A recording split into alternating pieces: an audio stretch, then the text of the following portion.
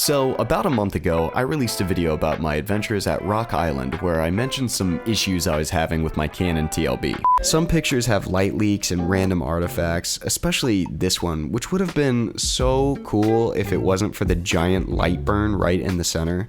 Even more recently, I picked up an Epson V600 so I could begin scanning my own photos. As I was doing some test scans from old rolls, I noticed one very big difference between my scans and the scan I got back from the lab. That big light burn that ruined the shot was nowhere to be found. So this got me thinking, should you just always scan your own photos?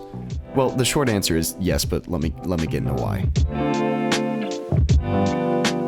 To begin with, most of the equipment required to begin scanning is prohibitively expensive.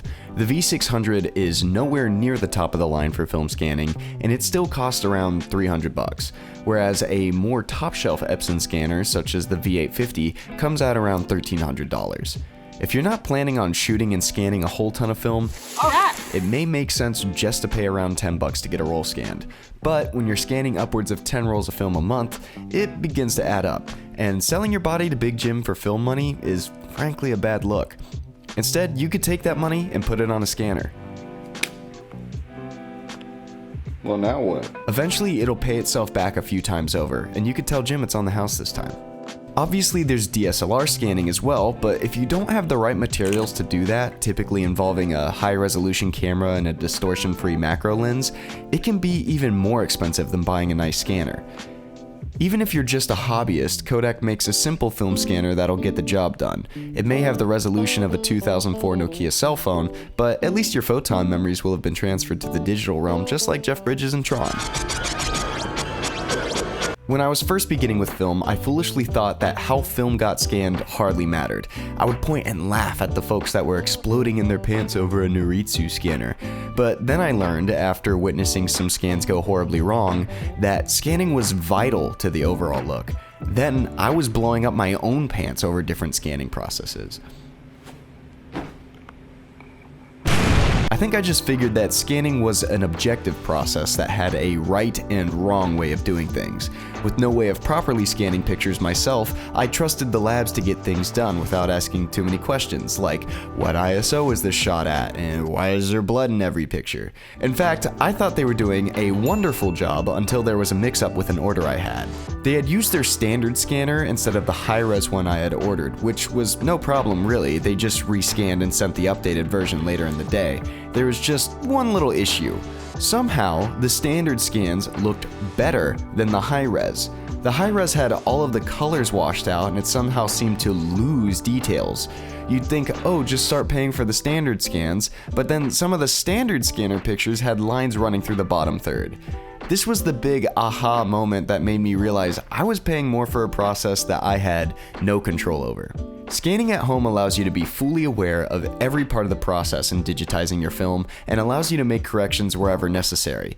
And if there's a mistake, you don't have to wait sometimes days to get it fixed. You can just rescan it right then and there.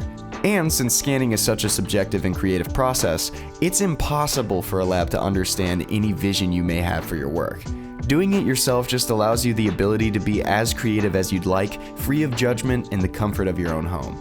Does this mean labs are bad? No, of course not. I'm hoping this is one isolated incident with this one particular lab. In fact, I got completely different results from a different lab that I was super pleased with. The only reason I don't use this other lab more consistently is their turnaround time is close to a month, and making videos on a semi-regular basis usually requires me to get photos back a little faster than that. If you're just starting out or you don't want to make the investment, a lab is a great option for scanning your film. In fact, I think sometimes the lab scans have turned out better than my home scans. It's just the personal choice of how much say you'd like in the final process. Sometimes the difference is so minimal it's completely unnoticeable, but other times it slaps you harder than your mom does when you didn't get the dishes done after she gets back from a long day at work. Now for the counterpoint, time. Let me walk you through the process of scanning with the Epson. Once you got your film in the holder, you place it on the bed and you open up the Epson Scan program, punch in your settings, and hit scan. Then all you have to... 70 minutes? The the fuck? Yeah, Epson Scan is the slowest program ever when doing high-resolution scans. You will spend an entire day just scanning film. If you trust the auto settings, it goes a whole lot faster, but that's placing a lot of faith in the program. With labs, you just get a finished product since they do all the work as you live your normal adult life, probably paying taxes and making more money than I do. Granted, when you get the film is now dictated by their schedule instead of yours, so it just depends on how much of a control freak you are. I personally like the process of scanning, and I'm just so damn impatient, I want to see the pictures I took. But if you don't have the time in your day, it can just become a tedious chore. Keep in mind, this is just my personal experience with scanning. I think it's super gratifying to have just a little more say in the process. I just wanted to share my experiences so anyone out there that's thinking about starting their own scans can pull the trigger on that sucker. Buy it, you know you want to. I want to make it clear that I have absolutely no issues with labs, and I'm so glad that they are still in business and keeping this awesome format alive. I would trust them to develop my film any day, because me developing my own film would probably end up looking something like this. I hope this video helped you out, or at least made you feel literally anything at all. If you wouldn't mind liking the video and subscribing, it'd really help the channel to just hop on that algorithm. I'd also love to hear y'all's thoughts on the matter in the comment section. Have a lovely day, and see you next time.